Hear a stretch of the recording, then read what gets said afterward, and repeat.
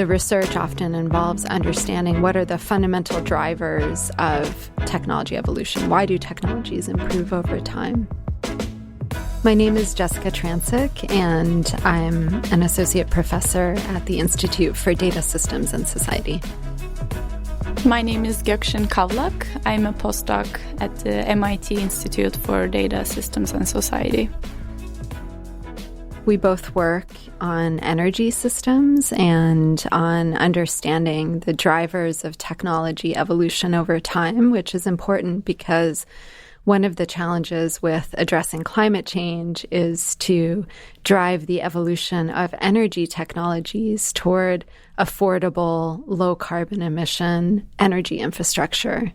And two of the primary questions that we work on are the following. One is to ask, how can we combine and optimize different technologies in order to rapidly transition away from carbon-emitting energy infrastructure today? So there we look at how would you optimally combine energy storage technologies with combinations of solar and wind and other low-carbon electricity producing options, and what kinds of energy storage technologies do you need? How do you integrate transportation, energy demand, for example, from electric vehicles into the electric power grid, and in that way decarbonize transportation, energy services along with electricity? So that's one set of questions that we work on. Another set of questions that we work on has to do with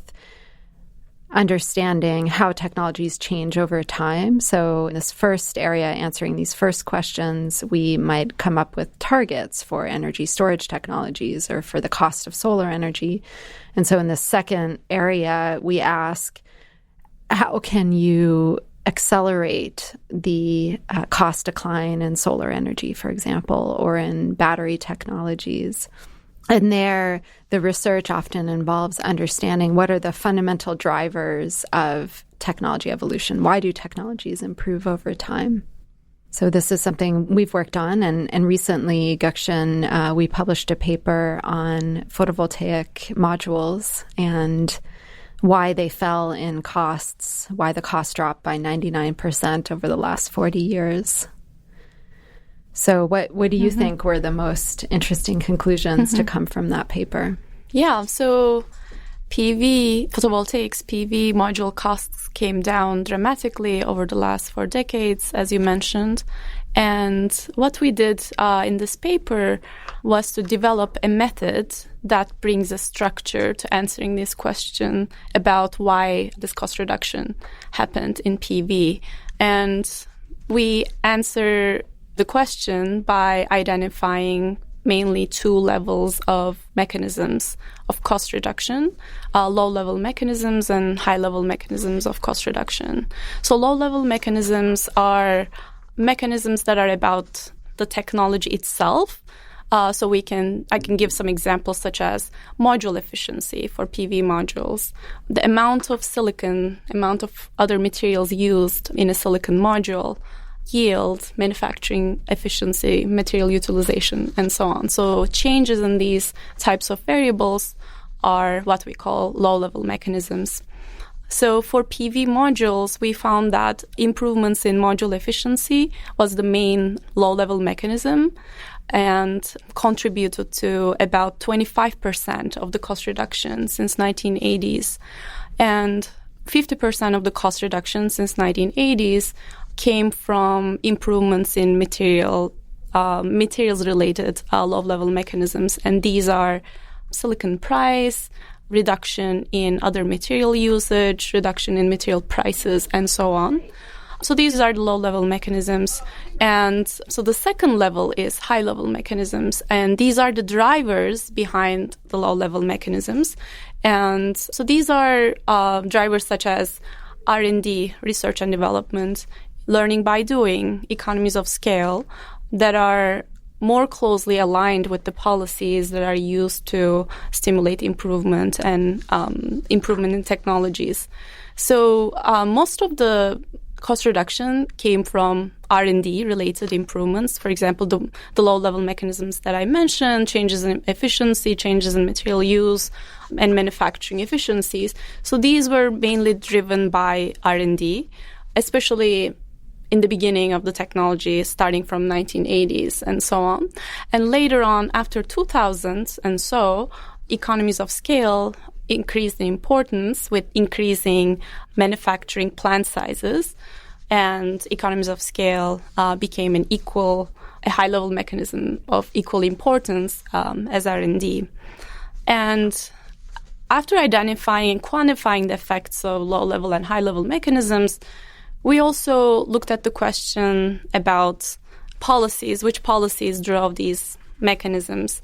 And there, the main question we actually addressed in this paper was the question about whether it was public R&D or market expansion policies such as feed-in tariffs, renewable portfolio standards, and so on, was the main driver of cost reduction.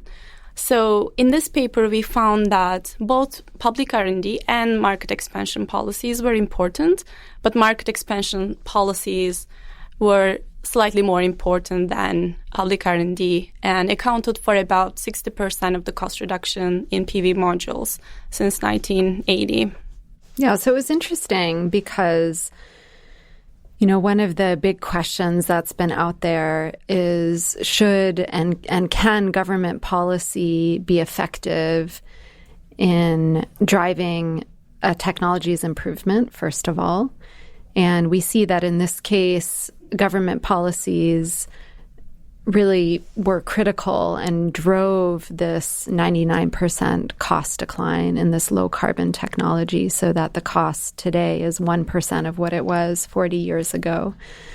And that's a major change and improvement in this technology. Another question that people ask is about whether government should focus on funding research and development or whether they should also be involved in incentivizing the market growth of technology like solar energy, which is intended to address climate change, which, you know, and these climate impacts do not appear in the price of electricity today. So it requires other kinds of policies to bring that into the price. And people ask, should government be interfering, in a sense, in markets by bringing the climate impacts into the price or through policies specifically targeting the market growth of solar energy? You know, or should they focus just on public R&D, on funding research and development? And as you mentioned, Gökşin, in our work, we found that in this case, in the case of solar energy, these market expansion policies were really important in bringing about this cost decline. And when we go deeper into the technology and look at what changed, these materials-related costs that you mentioned, the conversion efficiency, and so forth, we see that some of them happened as a result of government-funded R&D, but a lot of them happened as a result of private sector R&D and economies of scale and learning by doing. And these things likely would not have happened without these market expansion policies. One of the takeaways is that, a couple takeaways, if I just, and Gökşin, it'd be great to hear your thoughts on these as well. But one is that government policy can drive a rapid change and improvement in a technology that is an important part of the solution to climate change. We need more of these kinds of improvements in other low-carbon technologies, and I think we can replicate this example that we see from solar and other technologies.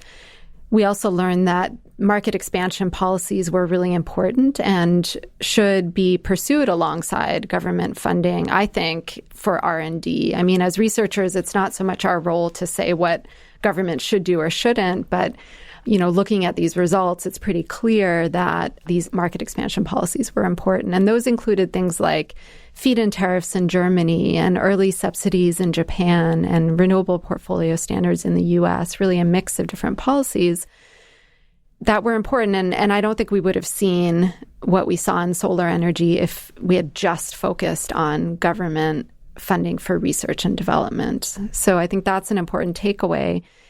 And then finally, one of the features of this technology that is probably also very important is that we saw a number of these low-level mechanisms. We had on the order of, 5 or more low-level mechanisms that contributed 10% of the cost decline or more over that period. And so what I take away from that is that there were a number of different knobs to turn in improving this technology. And that may be why we saw steady improvement over 40 years in these solar modules.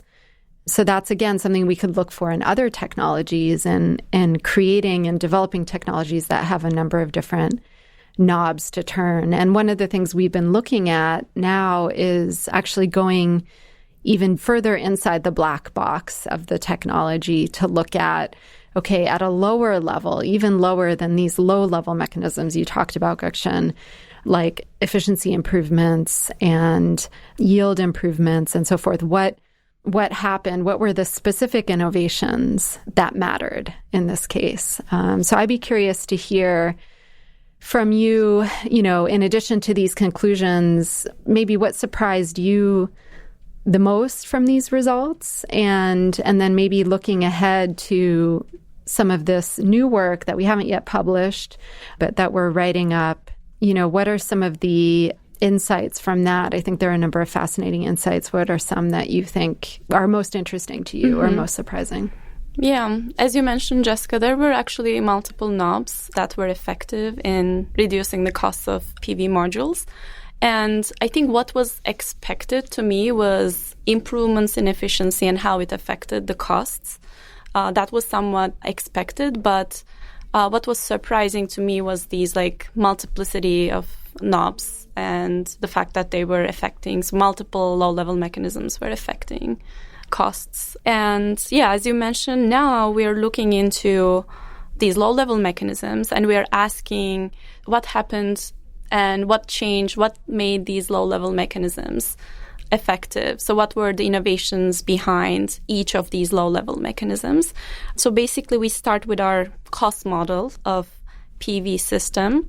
So this means that we are now including balance of systems to our equation, to our system boundary. So we previously looked at modules, but now we are also thinking about how the processes that about installing the module, getting permits and interconnections and so on. And that's called balance of systems. And innovations in PV modules have been studied extensively over the last decades in different fields. But right now, we're also looking at innovations that reduce the cost of balance of systems, because balance of system costs are much higher and they declined less rapidly than module costs. So that's one of the reasons now we're including balance of systems in the study. So basically we are looking at each low-level mechanism, such as module efficiency, and asking, so what were the innovations behind this low-level mechanism? And we, after comprehensive literature review and expert elicitation, we identified a number of innovations for each low-level mechanism. And we identify innovations at the cell manufacturing level, module level, and so on. And what we are doing in this paper right now is we're developing a typology for innovations. So basically, we want to understand what types of innovations affected module costs and balance of system costs. And after identifying a large number of innovations, we can now see patterns of innovation types. So we can basically see differences between these two types of technologies, so to speak, with this new research. But so this is at the low level. So we are also looking at the high level. So we are actually also looking into the policies in our current work. And our goal is to build a complete picture of technological improvements, starting with policies and driving high-level mechanisms, low-level mechanisms, and identifying innovations in between. So maybe would you like to talk about this complete idea of this project and how we're going to integrate all of these? Yeah. Oftentimes, I think And you see this debate in the public discussion around climate change and people asking, do we have all the technology we need to address climate change? And some would claim, well, we have the technology we need. What we need is policy. Or others saying, we just need to focus on a few, or, let's focus on a few key technologies and not wait for the policy, or we don't need policy. The technology should be able to develop on its own. You see all these different perspectives out there. I think one of the key insights from this work is that it's not one or the other. At all of these levels, there's this kind of layered approach. And the way to explain why a technology improves and also the way to improve it in the future is to look at efforts at all of these levels. So if you have more policy, you bring about certain human activities in companies, as we saw in the case of solar energy companies around the world and people within those companies working hard. They wouldn't have done that work had we not had government policy incentives that, brought some of the price of carbon emissions into the equation by, stimulating markets for this low carbon technology. We wouldn't have seen those efforts without that government policy. We wouldn't have seen people working at universities around the world or government labs on these technologies without government funding for their research, because there just wasn't the incentive for it in the market. And so at all these levels, if you have policy, it brings about a lot of efforts that bring about these high-level mechanisms that you mentioned and that we described. And then those human efforts bring about changes to the technology itself, and these changes that we observe in our cost equation that are the low-level mechanisms that we study. So we can think about other technologies in a similar way. And when we're looking forward and trying to address climate change, we can think about addressing the problem at all of these levels. So I think that this kind of layered conceptual and theoretical framework for explaining technology evolution over time is quite useful. And I'd be curious to hear your thoughts on this, Gökşin, and also to hear what technologies you're most interested in maybe studying in the future using this approach. Mm-hmm. Yeah, okay. So about your first question, yeah, definitely. I agree with you that if we ask the question about, so why did solar costs come down? So there are multiple answers. There are people, there are institutions, policies. We can say it's China or Germany. We can identify certain countries. So there are different ways to answer this question, and there are different mechanisms at all these different levels. And what we did in developing this method was we basically introduced a structured way to think about this question and proposed the hierarchical way of answering it, low level and high level. And some of these are overlapping, but by separating these levels from each other, low level, high level, and policies, we can think about them systematically. And this approach can be definitely applied to other technologies. And in our lab, we are already applying this method to other technologies, batteries, nuclear power plants, and so on. And personally, as a next step, I would like to apply it to wind, first of all, because I feel like I personally have spent a lot of time looking at solar, and wind energy is definitely another important renewable energy technology. So I definitely like to apply this method to wind, and I'm actually really curious about the energy storage application. I guess what I would hope people might come away with from this research and some of the conclusions that I think are exciting and also actionable is that, first of all, we've seen that low-carbon energy technologies and solar energy provides a really important example of this, that these low-carbon energy technologies can improve rapidly. Costs can come way down. The solar module costs fell by about 99% over the last 40 decades. And we see that this happened because of a number of different efforts. The incentives were there because of government policies, and a number of people around the world in the private sector and public sector did important work on this technology to bring costs down, and that brought about changes at the level of the device.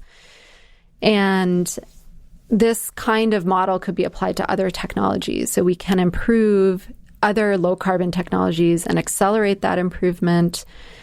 And we can use these kinds of models to forecast improvement, but also to inform strategies for how to use what are always limited resources, limited financial resources, limited time to address climate change, to drive down the cost of low-carbon technologies. And of course, we still need curiosity-driven research. But I think combined with that curiosity-driven research can be an understanding of the fundamentals of why technologies improve and why some technologies improve faster than others, how we can design technologies for rapid improvement. And also these analytics and the tools, the forecasting tools, and the models we've developed can be applied to many new technologies to assess their potential and to inform policy. And is there anything that you'd like to add to that? So I'd like to add that our paper on PV modules came out in December 2018 in the journal Energy Policy. So if anyone is interested in learning more about the method and our results, please check out the paper. And we have also several other papers in the pipeline following up on this. So please follow us at our website, which is trancik.mit.edu. And thanks so much, Jessika. It was really fun to talk to you about this. Yeah, thanks for talking about this research. I enjoyed it.